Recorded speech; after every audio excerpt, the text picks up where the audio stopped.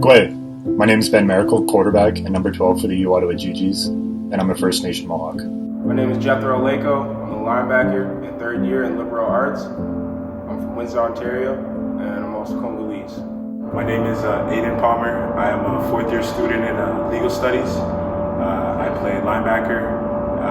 I'm Jamaican in nationality and I'm from Brampton, Ontario. Growing up in Scarborough, I had many friends in grade 8 that were deemed not good enough to be in the academic stream. And many don't understand how this is a form of systematic racism, because basically at the young age of 13, 12, they're deeming you not good enough to go to university. This then leads you into the stream where you're in applied classes, and by the time you realize it's too late to even switch, you're now in grade 10, 11, and you're too many courses behind to even switch in to the academic stream.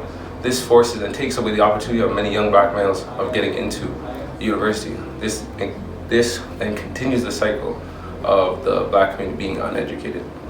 The systemic racism that I have felt hasn't necessarily come from a police officer, a judge, a teacher, or an employer. To me, the systemic racism that I felt is through the years of oppression against my great-grandma, who was in my life until I was 16, and her mother, and I'm sure many of her ancestors before her. This oppression came from the government, from the church, and from their own communities. She had seen so much and been treated so poorly throughout her entire life that she lost the ability to talk to any of our family about anything that happened to her before she had kids. My family's just now beginning to learn about our culture and about our family tree through personal ancestry research.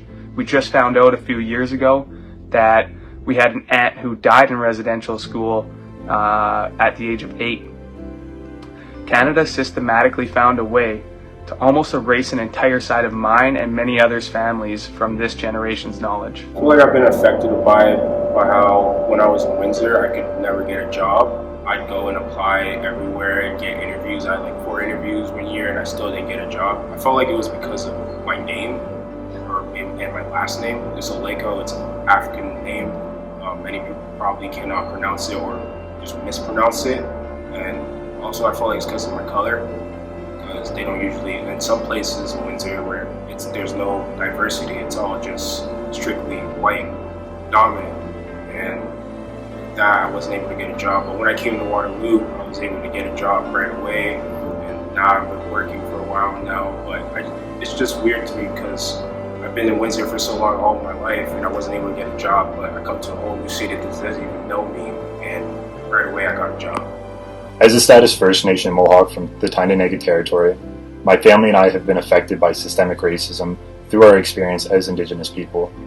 We continue to face these issues in such ways as having to carry a card in order to prove our ethnicity. We are the only racial group in Canada who has to carry a card to prove their identity. The band card is often received with negative feedback and even rejected by people that see it as a privilege instead of a right. In 1887, John A. Macdonald was quoted saying, "The great aim of our legislation has been to do away with the tribal system and to assimilate the Indian people in all respects with the other inhabitants of the Dominion as speedily as they are fit to change." Canadian people need to educate themselves on the Indian Act of 1867, which still governs us today. On the outside it may seem small, but an example that I can think of off the top of my head is just grocery shopping locally in Waterloo at the Walmart.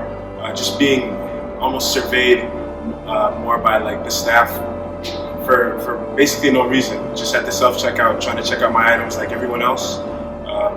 They're standing behind me, looking over my shoulder as if I don't have the same money that everyone else does. That's just a small example, and on the outside it may look like they're just doing their job or it's just something that happens, but when it happens so regularly and you understand why it's happening, it's that much more of an issue really.